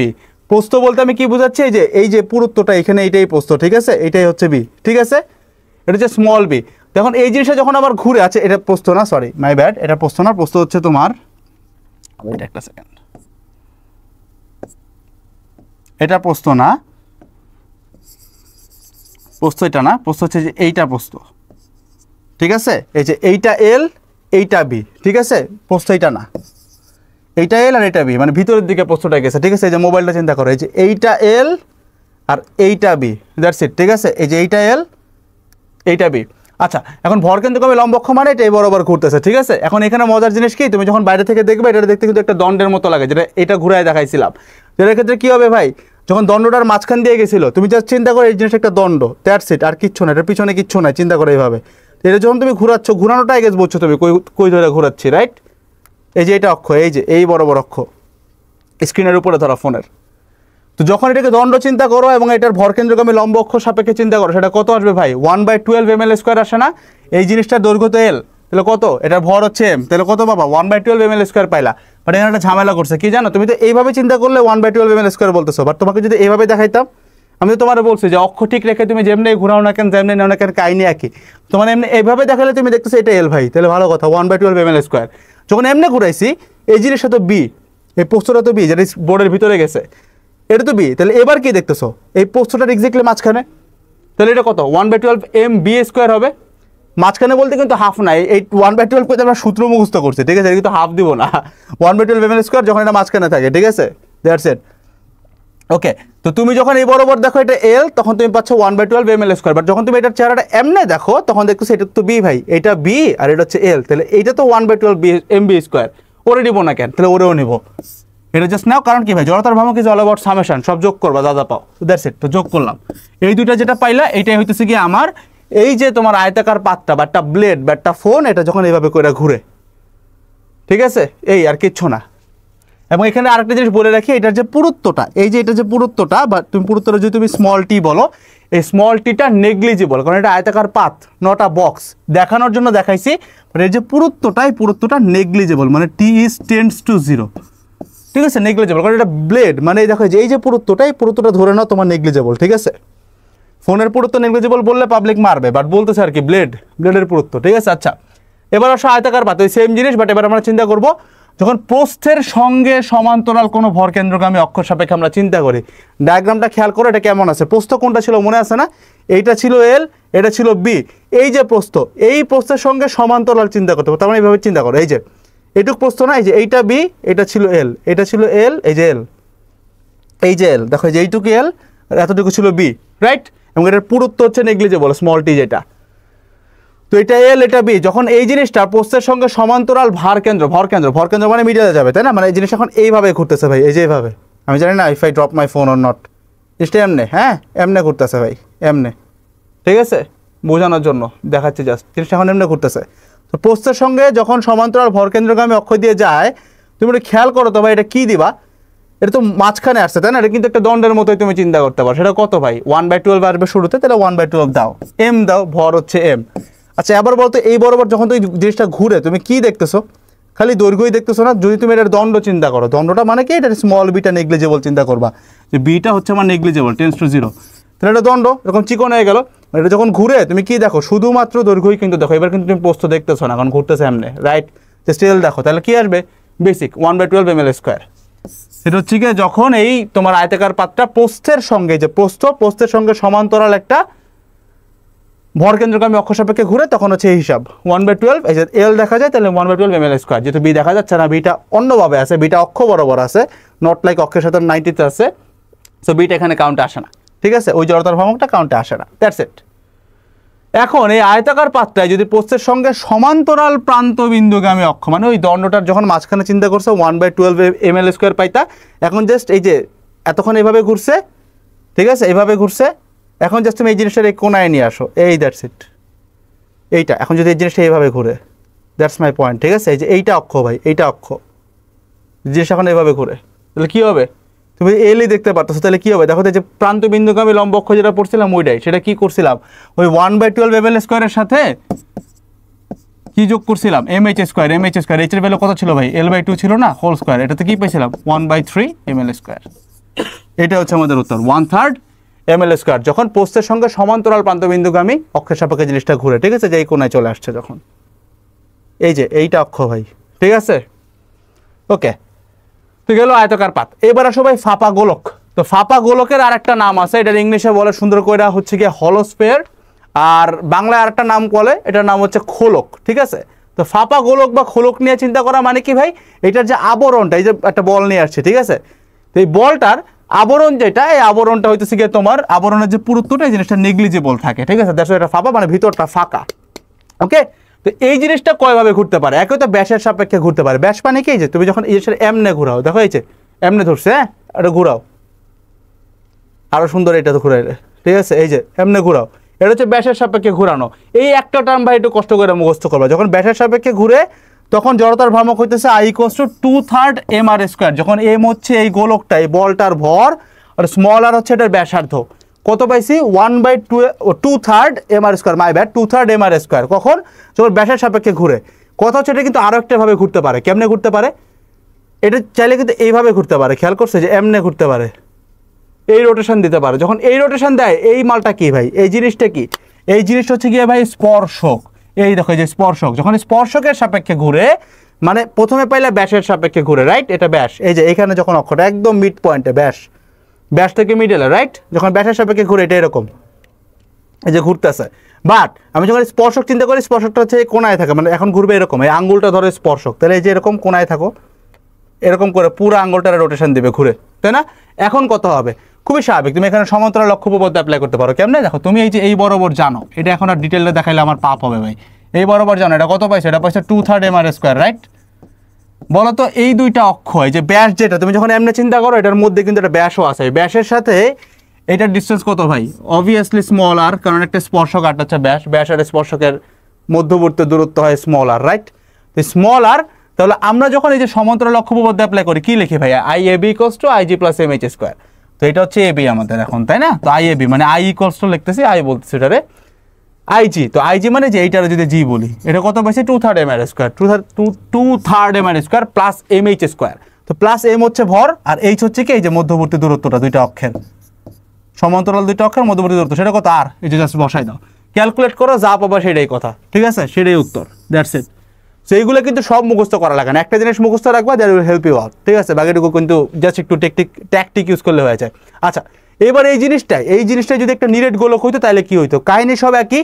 প্রথমটা হচ্ছে ব্যাসের সাপেক্ষে, মানে যে এমনি চিন্তা করবো, মানে নিরেট গোলক মিনস এটার ভিতরে এখন জিনিসপাতি আছে, ঠিক আছে? মানে একটা ফুটবল, যদিও ফুটবল এক্স্যাক্টলি নিরেট না, বাতাসটা যদি চিন্তা করো, জাস্ট দেখাচ্ছি তোমাকে, ঠিক আছে? ফুটবলের ভিতরে তো ফাঁকা থাকে বাতাস, বাট দেন এগেন যদি এই ফুটবলটা ধরো একটা গোল্ডেন গ্লোব হয়, হাউ অ্যাবাউট দ্যাট? তো তখন যখন এটা ব্যাসের সাপেক্ষে ঘুরে, সেই একই কাহিনী, বাট এই ক্ষেত্রে ওইটাতে পড়ছিলাম 2/3, এবার পড়তেছি 2/5, এটা জাস্ট মুখস্থ রাখবা, বাকিটা তুমি পারবা। বাকিটা হচ্ছে স্পর্শকের সাপেক্ষে, মিনস এই পাশে চলে আসছে, তখন কি লিখবা, ওই 2/5 mr² প্লাস MH²। এখন H এর ভ্যালু কত, এই যে তুমি এই বরাবর যদি এটা আঁকো, H এর ভ্যালু কত ভাই, স্মল আর, তাহলে 2/5 mr² প্লাস MH², M লিখলা আর H হচ্ছে R, দ্যাটস ইট। যোগ করবা, যা পাবা সেটাই হচ্ছে স্পর্শকের সাপেক্ষে, এই হইতেছে জিনিসপত্র, ঠিক আছে? I guess that's our last thing, নিরেট চোং, ঠিক আছে? এখন নিরেট চোং জিনিসটা নিয়ে হইতেছে গিয়ে আই গেস পোলাপানের সব থেকে বেশি ফ্যান্টাসি থাকে, তো এই জিনিসটা একটু ভালো মতো বুঝতে হবে।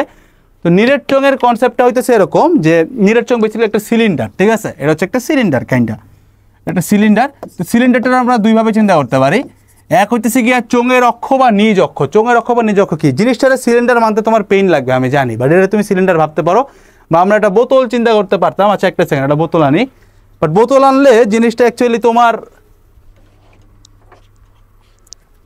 ফ্রি প্যালেস্টাইন, বোতল আনলে অ্যাকচুয়ালি জিনিসটা তোমার মানে চোং ভাবতে একটু ইজিয়ার হবে, বাট চোঙের চেয়ার অবশ্যই এরকম হয় না, চোঙের চেয়ারটা পুরোটা সমান্তরাল হয়, রাইট? এটা কাইটা ফেলা লাগতো।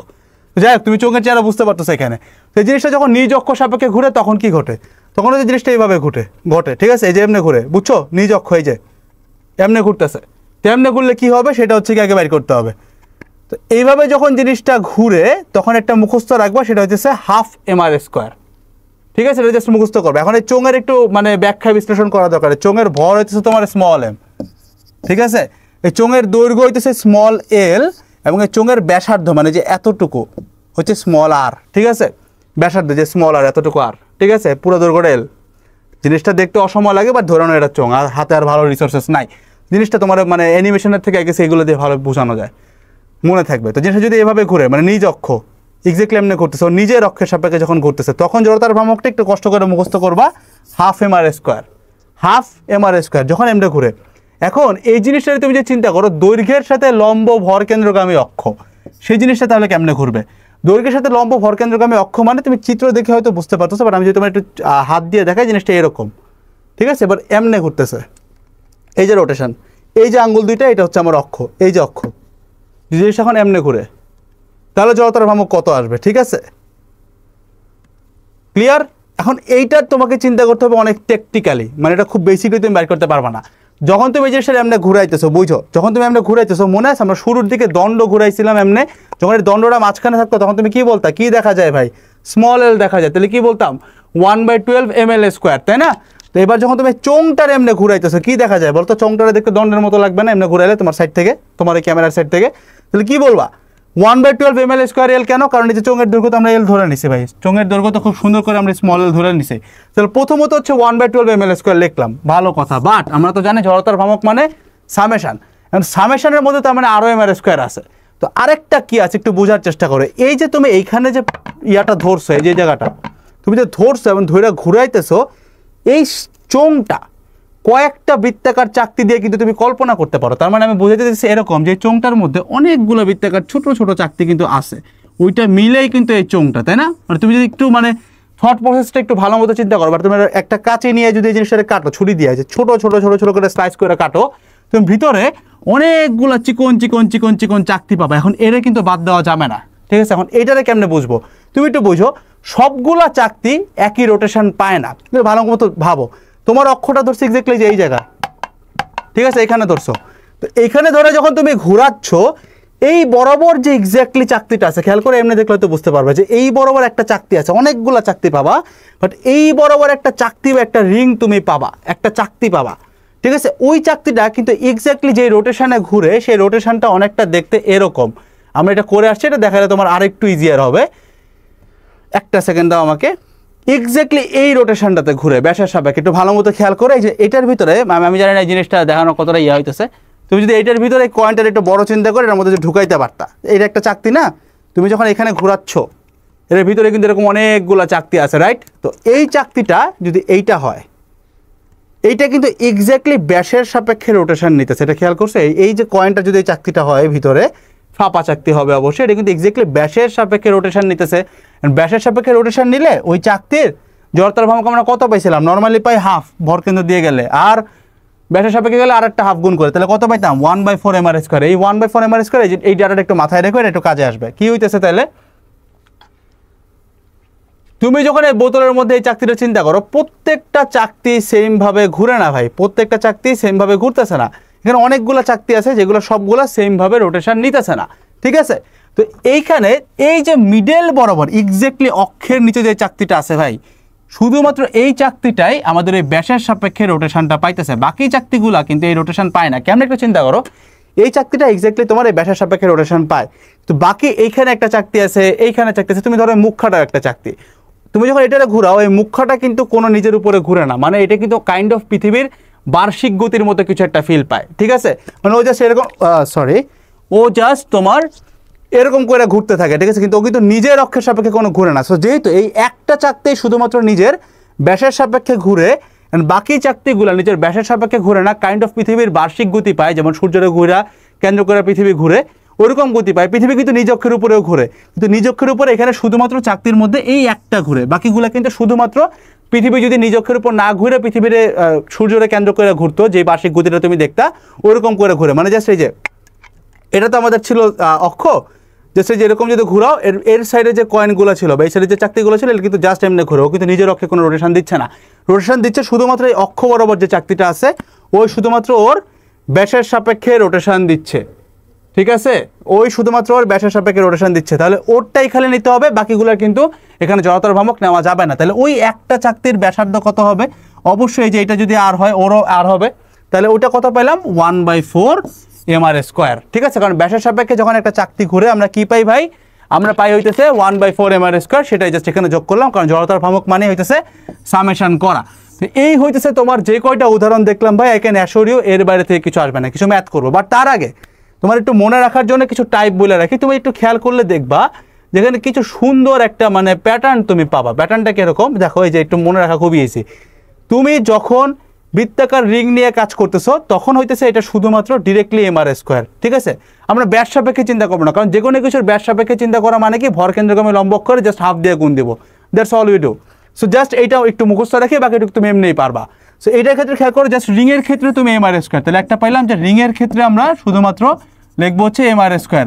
বাকি যতগুলোর ভিতরে চ ওয়ার্ডটা আছে, চ ওয়ার্ড থাকলে ওটার সামনে একটা হাফ আনবা। খেয়াল করো, দেখো যেমন এই যে যেমন এই দেখো বৃত্তাকার নিরেট চাকতি চ আছে, তুমি বৃত্তাকার নিরেট চাকতির মধ্যে চ পাইছো মানেই হইতেছে তুমি এখানে একটা হাফ নিয়ে আসছো, এমআর স্কোয়ারের আগে একটা হাফ নিয়ে আসছো, ব্যাসের সাপেক্ষে গেলে আরও একটা হাফ গুণ হবে, ঠিক আছে? এইটা আবার দেখো আরও কয়টা চ আছে, এই দেখো আরও একটা চ, এখানেও তুমি দেখবো সবগুলোর সামনে একটা করে হাফ আছে, এই যে একটা হাফ, এই যে একটা হাফ, মানে ভর কেন্দ্রগামী লম্ব অক্ষটা শিখতেছি, ওইটা পারলে ব্যাসের সাপেক্ষে গেলে খালি হাফ দিয়ে গুণ দেবা, ঠিক আছে? চ পাইলেই হাফ।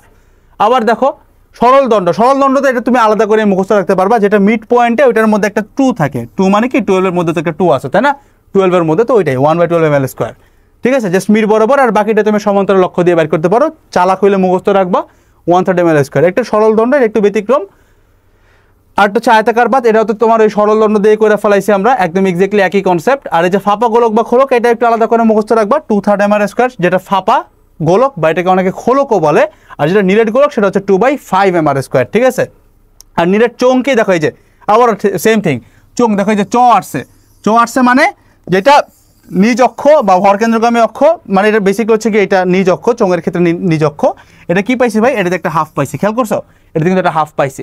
যতগুলোতে চ আছে ততগুলোতে তুমি হাফ পাইতেছো, আর বাকি একটা দুটো ব্যতিক্রম আছে, ওটা মনে রাখতে পারলে, মানে ওটা মনে রাখা আমার মনে that's a very big deal, খুবই ইজি জিনিস, ইজিলি মনে রাখতে পারবা। তাহলে এই হইতেছে তোমার মনে রাখার একটা ফর্মুলা বা থিওরি বলতে পারো। জাস্ট আমি এটা দেখাই রাখলাম যে আমি এমনি মনে রাখতাম, পার্সোনালি পড়ালেখা মনে রাখার জিনিস আমি এমনি মনে রাখতাম। যেগুলোতে চ পাবা জাস্ট একটা হাফ আনবা, এমআর স্কোয়ার লিখবা, আর শুধুমাত্র বৃত্তাকার রিং আর এই যে ফাঁপা চাকতি, এখানেও কিন্তু একটা চ আছে, সিলিন্ডারের মধ্যে চ নাই, সরি, বাট মানে ফাঁপা সিলিন্ডার এইখানে, আর হচ্ছে বৃত্তাকার রিং, এটার ক্ষেত্রে শুধুমাত্র এমআর স্কোয়ার। বাকি যতগুলোর মধ্যে চ পাবো সবগুলোতে হাফ আনবো। আর যখন ব্যাসের সাপেক্ষে যাব, তোমার জড়তার ভ্রামক নিজ অক্ষের সাপেক্ষে বা ভরকেন্দ্রগামীর সাপেক্ষে যা পাইছো ওইটা খালি হাফ দিয়ে গুণ দিবা যখন ব্যাসের সাপেক্ষে গেছো। আর দুই একটা ব্যতিক্রম আছে, যেমন সরল দণ্ড যখন মাঝখানে থাকে 1/12, যখন ফাঁপা গোলক বা খোলক পাই তখন 2/3, নিরেট পাইলে 2/5। এই হইতেছে পুরো জড়তার ভ্রামকের A to Z। ঠিক আছে, যারা এতটুকু দেখছো আমি বিশ্বাস করি ভাই জড়তার ভ্রামক নিয়ে তুমি কোনোদিন কোনো জায়গায় আটকাবা না, মানে আটকাই কিনা সেটা দেখার জন্য চলো কয়েকটা ম্যাথ সলভ করি। প্রথমে যে ম্যাথটা আসতেছে আমাদের, ওয়েট, এই ম্যাথটা সলভ করি। জড়তার ভ্রামক যখন আমরা পড়তেছিলাম তখন আমি হয়তো এটা বলি নাই, বাট তোমরা জানো যে জড়তার ভ্রামক যখন তুমি জানো তখন তুমি যে কোনো কিছুরই কিন্তু এগুলার চক্রগতির ব্যাসার্ধগুলো বাইর করে ফেলাইতে পারতা, কারণ তুমি জানো যে ফর্মুলা K = √I/m, তাই না? মানে এই আইটারে জাস্ট m দিয়ে ভাগ দেবা। যেমন এটা যদি তুমি K বাইর করতা √I/m, উপরে I আছে নিচে m আছে, তো m কাটাকাটি চলে যায়, থাকে হচ্ছে ½ রাইট? মানে এরকম পাইতাম 1/√2 × r। তো এইগুলো তোমরা বাইর করতে পারবা, তো এই কারণে আমি এই জিনিসটা দেখাই দিই নাই। ঠিক আছে, এগুলো তুমি পারবে, মেইন কাজ হচ্ছে জড়তার ভ্রামক বাইর করা। ঠিক আছে, আর I = কেন সামেশন mk² হয় না, এই জিনিসটা কিন্তু আমি খুব ভালো মতো বুঝাইছিলাম যখন চক্রগতির ব্যাসার্ধ পড়াইছি। দ্যাটস I = আমরা ডিরেক্টলি mk² পেয়ে যাই। এখন যদি একটা ম্যাথ করি আমরা, যে একটা m ভর এবং r ব্যাসার্ধের হাত পাখার হাতলের সাপেক্ষে জড়তার ভ্রামক চাইছে, তো আমরা আগে চিন্তা করতে হবে যে হাত পাখাটা কিরকম। অ্যাকচুয়ালি যদি চিন্তা করি যে হাত পাখাটার এই যে গোল অংশটা, ঠিক আছে, এটা গোল অংশটা, এটার একটা সাইডে হইতেছে হাত পাখার হাতলটা, এই তো কনসেপ্ট। আমার এই জিনিসটা হয়তো পুরোপুরি গোল হয় নাই, বাট লেটস কনসিডার ইট যে জিনিসটা গোলই। ঠিক আছে, এটা ধরো গোলই। ঠিক আছে, আমার বলা আছে যে হাত পাখাটার ভর হচ্ছে আমাদের m পরিমাণের ভর এবং এটার ব্যাসার্ধ হইতেছে r, ব্যাসার্ধ হচ্ছে আমাদের r। তো বলছে হাতলের সাপেক্ষে জড়তার ভ্রামক কত, তার মানে হাতলটার সাপেক্ষে জিনিসটা ঘুরতেছে। ঠিক আছে, ঘুরতেছে কিসের সাপেক্ষে? হাতলের সাপেক্ষে ঘুরতেছে, হাতলের সাপেক্ষে। তুমি যদি একটু খেয়াল করো, এই হাত পাখাটা কিন্তু বেসিক্যালি আর কিছুই না, জাস্ট একটা চাকতি, তাই না? মানে চাকতির ক্ষেত্রে তুমি বুঝতেই পারতেছো, যদি আমরা এই চাকতিটার এই ব্যাসের সাপেক্ষে জড়তার ভ্রামকটা বের করতে পারি, তাহলে বাকিটুকু বের করা খুব ইজি। তো ব্যাসের সাপেক্ষে বের করার ফর্মুলা আমরা ডিরেক্টলি জানি। তুমি জানো যে চাকতিটা যখন বের করি, তুমি জানো যে চাকতি চ আছে মানে ভরকেন্দ্রগামী লম্ব অক্ষ সাপেক্ষে পাবো শুধুমাত্র ½ mr², ব্যাসের সাপেক্ষে গেলে আমরা পাবো 1/4 mr², তাই না? এটা কিন্তু আমরা করে আসছি, বেশ কয়েকবার করে আসছি, যেমন এই যে 1/4 mr²। তো ব্যাসের সাপেক্ষে যখন আমরা পাইছি, আমাদের কাজ মোটামুটি এখানে হয়ে গেছে। ব্যাসের সাপেক্ষে পাওয়া মাত্রই আমাদের কাজ মোটামুটি শেষ। ঠিক আছে, এটা হইতেছে আমাদের 1/4 mr²। ঠিক আছে, এখন খেয়াল করো, যদি আমরা একটু কি বলে এটাকে সমান্তরাল লক্ষ্য উপপাদ্য অ্যাপ্লাই করতে চাই, এই দূরত্বটা কত r, তাহলে এই যে হাতলের সাপেক্ষে জড়তার ভ্রামক, এটা কেমনে বের করব? এটা হচ্ছে বেসিক্যালি IAB, আর যেটা জানছি সেটা হচ্ছে g, তাই না? মানে IG। তো IAB = IG + mh²। তো IG কত আমাদের? IG হচ্ছে 1/4 mr², তাহলে 1/4 mr² রাখলাম প্লাস mh², তাই না? তাহলে m তো m ভর, আর h এর বদলে কি বসাবো? এখানে h হচ্ছে আমাদের স্মল r, তাই না? জাস্ট বসাই দাও r²। বাকিটুকু ক্যালকুলেশন করে জিনিসটাকে একটু শর্ট ফর্মে নিয়ে আসো, ছোটো করে ফেলো, এটা হচ্ছে তোমার কাঙ্ক্ষিত উত্তর। ঠিক আছে, একদম সহজ জিনিস। এইচএসসি MCQ থেকে শুরু করে ব্রড কোশ্চেন থেকে শুরু করে এটা তোমার ঢাবি বুয়েটের MCQতেও চলে আসতে পারে। সো একদম ইজি জিনিস, আই গেস আমরা এটা বুঝছি, জাস্ট কনসেপ্টটা বোঝা লাগে। দ্যাটস ওয়াই বললাম যে ভালো মতো দেখো, এগুলো বুঝতে তোমার আর পেন খাওয়া লাগবে না, যদি তুমি জিনিসটা বোঝা রাখো যে কেমন বের করছে। সেম জিনিস যখন আমরা একটা মিটার স্কেলের ক্ষেত্রে চিন্তা করি, যে একটা 10 গ্রাম ভরের মানে m দেওয়া আছে, মিটার স্কেল, দেখো মিটার স্কেলের নামের সাথে কিন্তু আমরা এটার দৈর্ঘ্য বোঝা যায়, যে কোনো মিটার স্কেলের দৈর্ঘ্য কত? 1 মিটার হয়। তখন আমরা এখানে L এর ভ্যালু জানি, L এর ভ্যালু কত? L এর ভ্যালু হচ্ছে 1 মিটার। ঠিক আছে, 10 সেন্টিমিটার চিহ্নিত দাগের সাপেক্ষে জড়তার ভ্রামক। তো তোমার আগে মিটার স্কেলটা চিন্তা করতে হবে, এই ধরনের মিটার স্কেল, ঠিক আছে? এই পুরাটার দৈর্ঘ্য হইতেছে আমাদের 1 মিটার, পুরোটার দৈর্ঘ্য হইতেছে আমাদের 1 মিটার। তো আমাদেরকে বলছে কি ভাই 20 সেন্টিমিটার চিহ্নিত দাগের সাপেক্ষে জড়তার ভ্রামক বাইর করতে। তুমি ধরো 20 সেন্টিমিটার মানে এরকম 0 1 2 করে 100 পর্যন্ত যায়। তো ধরো এইটা হচ্ছে 20 সেন্টিমিটার দাগ, ঠিক আছে? মানে এখানে 0 আছে, এখানে 100 সেন্টিমিটার, 1 মিটার মানে হচ্ছে 100 সেন্টিমিটার, রাইট? Easy calculation. তো এইটা ধরো 20 সেন্টিমিটার চিহ্নিত দাগ, ঠিক আছে? এটা হচ্ছে 20 সেন্টিমিটার। তো এই বরাবর আমাদেরকে বলছে জড়তার ভ্রামক বাইর করতে যদি এইখানে আমাদের ঘূর্ণন অক্ষটা থাকে, ঠিক আছে? এই বরাবর ঘুরতেছে। তো এখন এই স্কেলটা বেসিক্যালি কি একটা দণ্ড, সরল দণ্ড, তাই না? এই স্কেলটা যদি তুমি একদম ভর কেন্দ্র বা মধ্যবিন্দুটা চিন্তা করো, এতটুকু দূরত্ব কত হবে বলো তো? এতটুকু দূরত্ব হবে কত? 1 মিটারের অর্ধেক মানে কত? 50 সেন্টিমিটার। এটুকু আমরা বুঝে গেছি 50 সেন্টিমিটার। তো এই বরাবর জড়তার ভ্রামক কিন্তু আমরা অলরেডি জানি। এইটাকে যদি আমি জি বলি আর এই নতুন অক্ষরটা যদি আমি এবি বলি, তুমি বুঝতেই পারতেছো কই যাইতেছি, সমান্তরাল অক্ষ উপপাদ্য IAB equals to IG plus MH square, ঠিক আছে? তো আমরা বাইর করবো আইএবি, মানে আমরা বেসিক্যালি জড়তার ভ্রামক যেটা বাইর করছি সেটাকে আমি আই বললাম, I equals to IG plus MH square. এখন আইজি মানে জি এর সাপেক্ষে জড়তার ভ্রামকটাকে আমরা জানি, অবশ্যই জানি। এটা কি বলতো? একটা সরল দণ্ডের যদি ভরকেন্দ্রগামী মাঝখানের যে লম্ব অক্ষটা ওইটা দিয়ে যদি আমরা জড়তার ভ্রামক চিন্তা করি, সেটা কত পাইতাম? 1/12 ml স্কয়ার পাইতাম না? তাহলে ওইটাই তো লিখবো, এটা হচ্ছে আইজি এর ভ্যালু, তাই না? 1/12 ml স্কয়ার প্লাস কি লিখবো? MH square. এম লেখো আর এইচ এর ভ্যালু কত বলো তো? আমাদের এই যে অক্ষটা যেটা আইজি, আইজির সাথে আই এবি এর ডিস্টেন্স যেটা, সেটাই হচ্ছে আমাদের এইচ, তাই না? এটাই এইচ। এখন এইচ এর ভ্যালু কত দেখো, পুরাটা 50 মানে অর্ধেকটা 50 আর এতটুকু হচ্ছে 20 সেন্টিমিটার। তাহলে বাকিটুকু কত? খুবই স্বাভাবিক, 30 সেন্টিমিটার। তাহলে এইচ এর ভ্যালু 30 সেন্টিমিটার, তাহলে এম এইচ স্কোয়ার, ঠিক আছে? এখন জাস্ট একটু ভ্যালুটা ইনপুট দাও, কাছে 1/12 এম এর ভ্যালু হইতেছে আমাদের 10 গ্রাম, মানে 10 × 10⁻³ মানে কেজিতে নিয়ে নিলাম, ইন্টু এল স্কোয়ার মানে 1 মিটার, প্লাস এম আবারও 10 গ্রাম, 10 × 10⁻³ কেজিতে চলে গেল, ইন্টু এইচ স্কোয়ার। এইচ এর ভ্যালু কত বললাম? 30 সেন্টিমিটার, তাই না? এই দুইটা অক্ষের মধ্যবর্তী দূরত্বটা। এইচ এর ভ্যালু কত? 30 সেন্টিমিটার। তাহলে 30 মিটারে নিয়ে গেলে 100 দিয়ে ভাগ দিব স্কোয়ার, যেটা পাবা এটাই আমার অ্যান্সার। তুমি যদি জিজ্ঞেস করো ভাই জড়তার ভ্রামকের একক কী হবে, খুবই স্বাভাবিক। তুমি দেখো এটার ফর্মুলাটা কী ছিল? এটা ছিল হচ্ছে এম আর স্কোয়ার, তাই না? Summation M R square. তো এম মানে কি? এম মানে হচ্ছে কেজি, মানে ভরের একক, আর আর মানে হচ্ছে মিটার, মানে মিটার স্কোয়ার আছে। তাহলে কেজি মিটার স্কোয়ার, যেহেতু সব কিছু এসআইতে বসাইছো, জড়তার ভ্রামকের ইউনিটটাও তুমি অবশ্যই এসআইতে পারবা। ইউনিটটা হবে কেজি মিটার স্কোয়ার। একইভাবে চক্রগতির ব্যাসার্ধের ইউনিট কী হবে? ব্যাসার্ধ মানে অবশ্যই মিটারে হবে। তুমি যেভাবে চিন্তা করো যে √/I/m, দেখো এই যে এটার উপরে রুট দাও, নিচারটা এম আনো, এম মানে হচ্ছে কেজি, তাই না? কাটাকাটি করে দাও, উপরে একটা এম স্কোয়ার থাকে যার উপরে রুট আছে, পাবো হচ্ছে এম, মানে এটা হচ্ছে চক্রগতির ব্যাসার্ধের এসআই ইউনিট, যেটা হচ্ছে মিটার। খুবই স্বাভাবিক জিনিসপত্র, ঠিক আছে? না বোঝার আশা করি কিছু নাই। যেহেতু সব ক্যালকুলেশন আমরা এসআইতে করছি, অবশ্যই অ্যান্সারের ইউনিট আমরা এসআইতেই পাবো। জড়তার ভ্রামকের SI unit KG metre square. এই জিনিস মুখস্থ করে কেউ যায় না, জাস্ট পরীক্ষা হলে মনে করতে হয় যে জিনিসটাকে এম আর স্কোয়ার। এম মানে ভরের একক কেজি, আর আর স্কোয়ার মানে দৈর্ঘ্যের একক মিটার স্কোয়ার, ঠিক আছে? KG metre square, that's it. এসআইতে করলে যদি সিজিএসে আসতো, কেজির বদলে গ্রাম বসবে, মিটারের বদলে সেন্টিমিটার বসবে, মানে gram centimetre square. That's all up to it, ঠিক আছে? আচ্ছা, আরও একটা ম্যাথ আছে, এইটা একটু অ্যাডমিশন লেভেলে যদিও পড়ছে, একটু দেখি।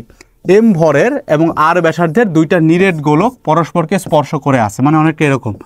এই যে একটা নিরেট গোলক একদম একই রকম, ঠিক আছে? ভর একই, ব্যাসার্ধ একই। আমার আঁকা হয়তো একই না, বাট ধরে নাও দুইটারই ভর এম কইরা, তো পরস্পরকে স্পর্শ করে আছে। স্পর্শ বিন্দুতে স্পর্শকের সাপেক্ষে জড়তার ভ্রামক, তার মানে এই যে স্পর্শ বিন্দু, এখানে তুমি যদি একটা স্পর্শক আঁকো, এখানে তুমি যদি একটা স্পর্শক আঁকো, এই স্পর্শকটার সাপেক্ষে যদি পুরো সিস্টেমটা ঘুরতে থাকে, ঠিক আছে, তাহলে জড়তার ভ্রামক কত হবে?